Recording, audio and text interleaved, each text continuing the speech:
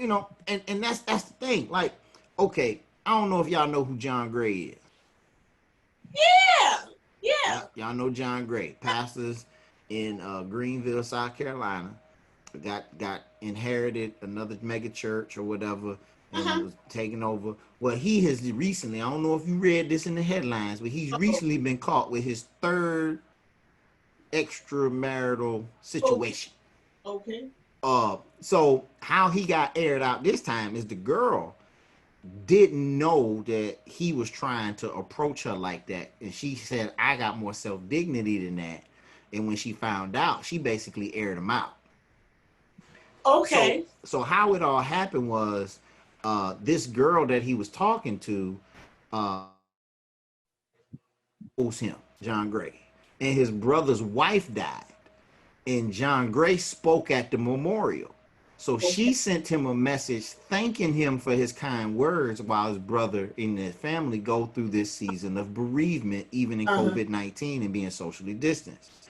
Well, he hit her back up and started talking like, "Oh man, your brother's a great guy and everything was wonderful. Your brother's this man, yada yada yada." So he started asking her questions about, about herself, and she told him she was a hairdresser in Houston and she had her own Mhm. salon. And he was like, "Oh, what's the name of it? Because I'm from Texas or whatever." And then next thing you know, he found her salon and called her at work. Ooh.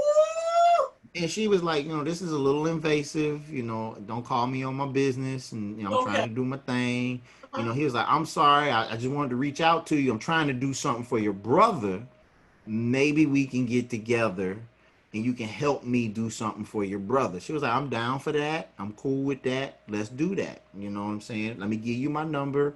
And when I'm off for work, we can talk about doing something for my brother." This man done FaceTimed her in his underwear, and and she was Ooh. like, "Oh, whoa, it ain't that kind of party. And then that's when she decided to tell that he was out here trying to do these type of things, and and he denied it and said, "I never slept with that woman." Well, that is true. She said she never slept with her, Yep. but Right. I think if she would have allowed him to get to that point, Yeah. then he probably would have. And so, this is his third time though. This third time being caught with his pants down. And he's still standing in the pulpit. He's still inheriting churches. Really. Hey, now wait a minute. Now Look, look, hold on. look. The man stood in his pulpit after he got caught, and he said, "Going to therapy. He a man like any other man. He make mistakes. He is not Jesus, and he has done wrong, and he wants to fix his wrongs just as much he want other people to fix theirs as well. He is no different than anybody else. So, Jesus used imperfect people. The Lord But used messed up like people. this. He using This him too. this wasn't his first time, not his second. This was his third time that we know of. So really, it probably was his 15th time. But all we know of it is three. Because there's no way if he is that free and that open to just do what he wants, he has hit But this years. is the thing, though. This is the thing. The second time he got caught, he bought his wife a $2 million Lamborghini. Yeah, I remember that. See, why do women even fall for that? You can't buy me. After you done me wrong, you can't buy me. I mean, I don't So, think. so now after this third time, a lot of Okay. people wondering, is she gonna stay or leave? Well, all appearances, it looked like she's staying. She needs to leave. Why? Well, I mean, can you say some dignity, self-respect? My God, Jesus, can you show a little bit? Now, Good now Lord. I'm gonna go here. You buy me a $2 million Lamborghini. We can talk a little bit. Okay, that was after the first time. Now, what about when you got number 3, number 2nd, number 3rd? Probably, like I said, it's probably 15 for him. What about all them times But again? you have to think about Grand Jessica. Think about before Kobe, when he had the whole thing with the chick. Yeah, yeah. He gave Vanessa a brand new, a very nice ring, very nice. Yeah, he did. And that was only fair, so you embarrassed her. Because you embarrassed her, right? But he didn't do it again. He didn't do it again. So here's the thing, right? He learned his lesson. But I'm saying this brother, he ain't learned his lesson. He stood at that pulpit and said all that the kumbayas and woo woo woo. And I'm sorry. Kumbaya, woo woo woo. And all that all that whoop here. Stop. You said woo woo. You done Jeffrey Osborne. Right. Right. Can Well, you yeah. woo woo woo? Yeah. Can you woo woo woo? Yeah. No, Can you woo woo woo woo? Yeah. He been doing. Well, that's what he doing at the house. He woo wooing and she staying. She crazy. I'm just gonna tell you, you need to have some self-respect, lady. I'm gonna be honest. Well, okay, all right. So listen, Do it. but that goes to my point. Okay, do you stay with this man because he has his area of fault? He's probably a great husband to her when it comes to providing, taking care of her, and making her feel like she is somebody. He's probably a wonderful father to their 2 children. He probably does everything for them that he can and gives them all he can give them. And he just got this one area that's a flaw. Now, y'all know the 80-20 rule. You know what I'm saying? If he giving you 80% of the love he can give, but he got some 20 that he can't do, then you gonna leave him for the 20? He's not even giving her 20. He just cheating all over the place. No. If anybody getting the 20, she getting the 20, and all other women getting 80%. How you figure? A man 10% over here, 15 over there, 30 over here. That Negro ain't being right. That man is a big man. Let me see. He only giving a small portion of himself. Oh, not really? Oh, heck no. No. Oh, you sound like my wife now. How is he getting? He is not cute. I'm like, why are you looking at another man asking him if he's cute or not?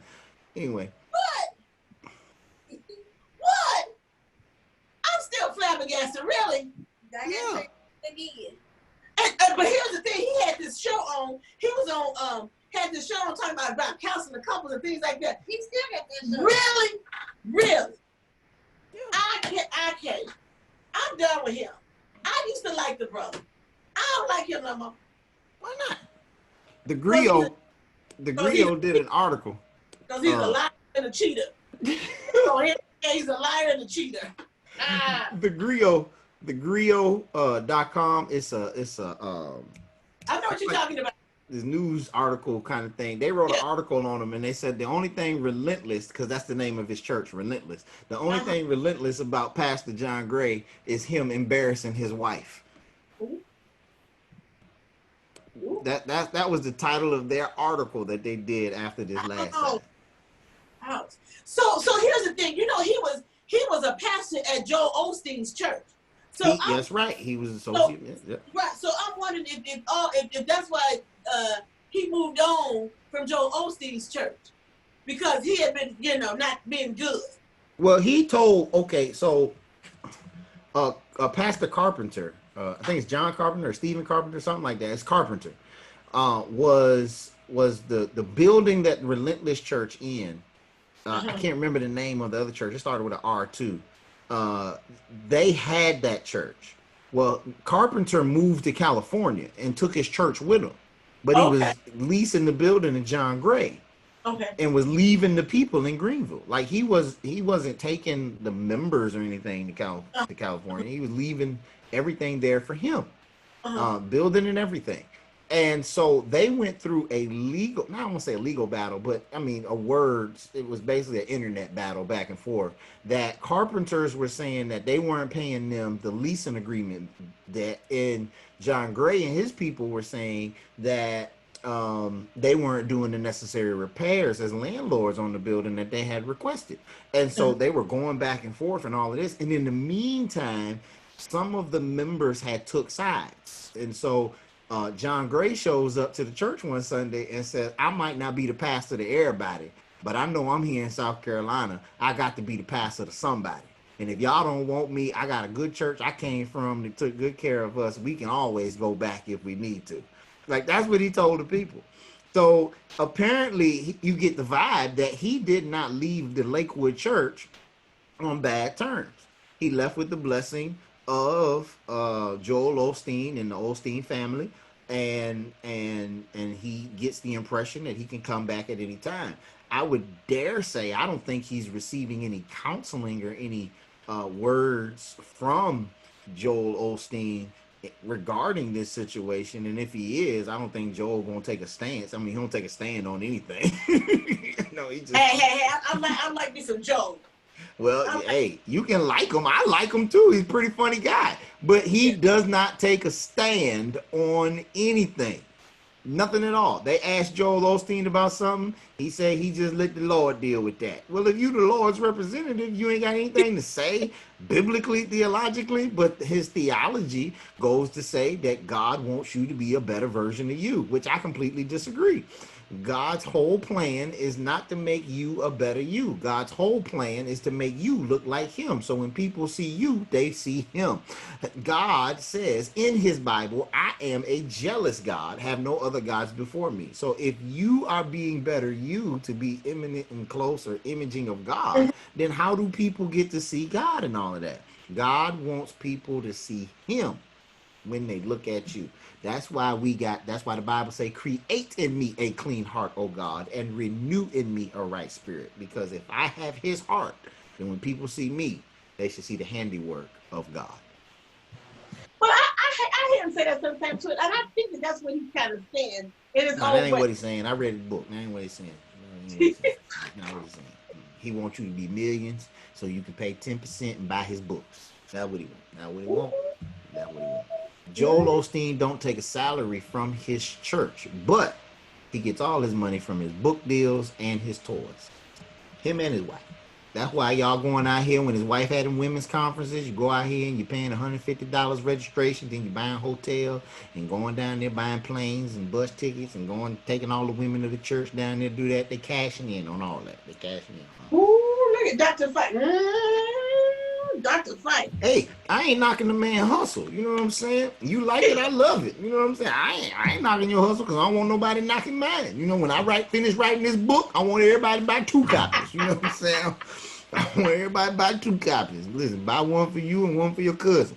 Everybody need a book. Well, they don't even go to church, but they need this book. I'm telling you, they need it. They need Dr. it. Fite, They you need it. working on a book? You working on a book? I am. What's it called? What's the title? The title of the book is what I'm still wrestling with. I got 2 in the works right now. I got a relationship book that I'm thinking about titling How Did I Get Here? And I got a church book on discipleship talking about bring the weed man to church. Okay. I think there's a winner right there. I thought that was a winner right there. Bring the weed man to church. Every weed is gonna grab that book. Yeah, I'm gonna need you to stick with that title. But think about it. Think about it. No drug dealer ever does any advertisement. The product sells itself. So obviously the church can lend something and learn something from the dealer, because at the end of the day we do more advertisement and got more empty pews, but he does no advertisement but keep clientele every single day. Well, you've already answered your own question. That's the title for the book. You already answered yours. That is, because I'm gonna be honest with you, if I'm looking for a book, I'm like, the weed, what? Bring the weed man to church. And it better be interesting too. So you better make it really interesting. Well, that's I just gave you the intro to the book, so you know we want to take some qualities that they possess from the corner, and understand we got the best thing smoking. You don't have to get high on somebody else's supply because you got a God. Ooh, you gonna have me preaching. But you know you're gonna have to interview some weed men, you know you're gonna have to have some sit down conversation. You'd be surprised on how many weed men I know.